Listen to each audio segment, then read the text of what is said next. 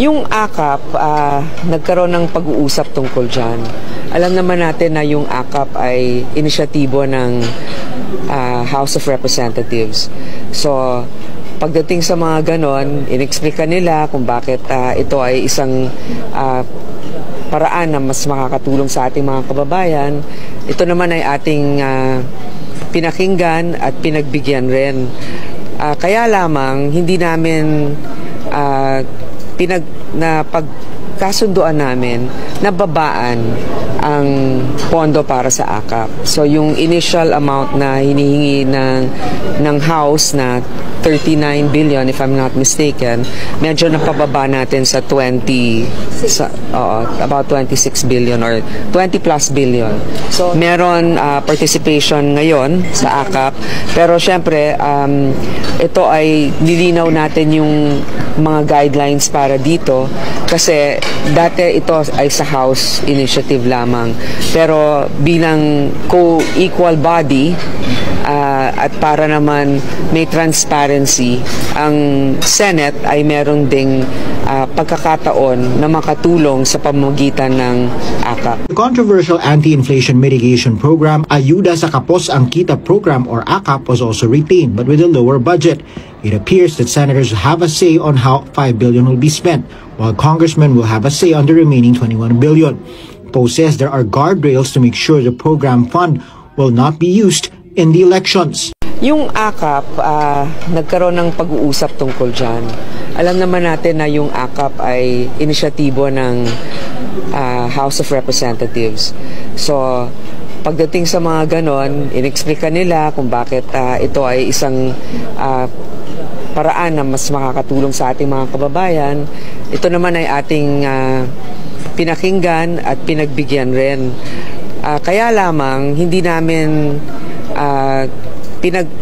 pagkasunduan namin na babaan ang pondo para sa AKAP. So yung initial amount na hinihingi ng House na 39 billion if I'm not mistaken, medyo napababa natin sa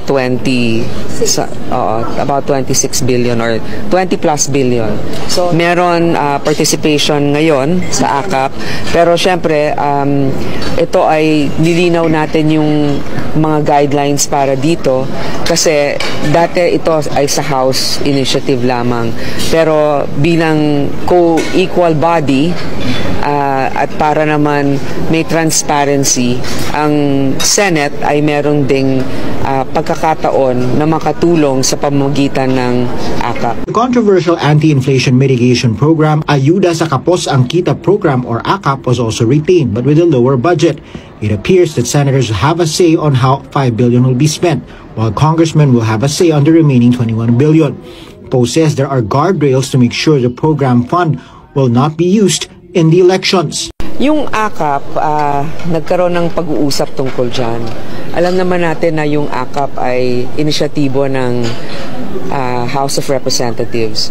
So, pagdating sa mga ganon, inexplika nila kung bakit ito ay isang paraan na mas makakatulong sa ating mga kababayan.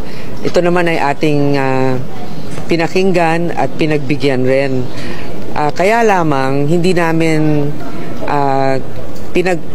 pagkasunduan namin na babaan ang pondo para sa AKAP. So yung initial amount na hinihingi ng House na 39 billion if I'm not mistaken, medyo napababa natin sa about 26 billion or 20 plus billion. So meron participation ngayon sa AKAP, pero syempre ito ay nilinaw natin yung mga guidelines para dito kasi dati ito ay sa House initiative lamang, pero bilang co-equal body at para naman may transparency, ang Senate ay meron ding pagkakataon na makatulong sa pamamagitan ng AKAP. The controversial Anti-Inflation Mitigation Program, Ayuda sa Kapos ang Kita Program or AKAP, was also retained but with a lower budget.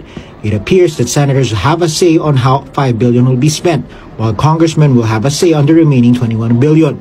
Poe says there are guardrails to make sure the program fund will not be used in the elections. Yung AKAP, nagkaroon ng pag-uusap tungkol dyan. Alam naman natin na yung AKAP ay inisyatibo ng House of Representatives. So, pagdating sa mga ganon, inexplika nila kung bakit ito ay isang paraan na mas makakatulong sa ating mga kababayan. Ito naman ay ating pinakinggan at pinagbigyan rin. Kaya lamang, hindi namin pagkasunduan namin na babaan ang pondo para sa AKAP. So yung initial amount na hinihingi ng House na 39 billion if I'm not mistaken, medyo napababa natin sa about 26 billion or 20 plus billion. So meron participation ngayon sa AKAP, pero syempre ito ay nilinaw natin yung mga guidelines para dito kasi dati ito ay sa House initiative lamang, pero bilang co-equal body at para naman may transparency, ang Senate ay meron ding pagkakataon na makatulong sa pamamagitan ng AKAP. The controversial anti-inflation mitigation program, Ayuda sa Kapos ang Kita program or AKAP, was also retained but with a lower budget. It appears that senators have a say on how 5 billion will be spent, while congressmen will have a say on the remaining 21 billion. Poe says there are guardrails to make sure the program fund will not be used in the elections.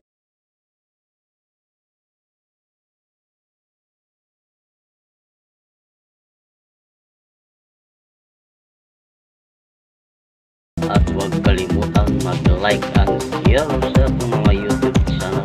Alam palagi kayo updating sa ating mga updates.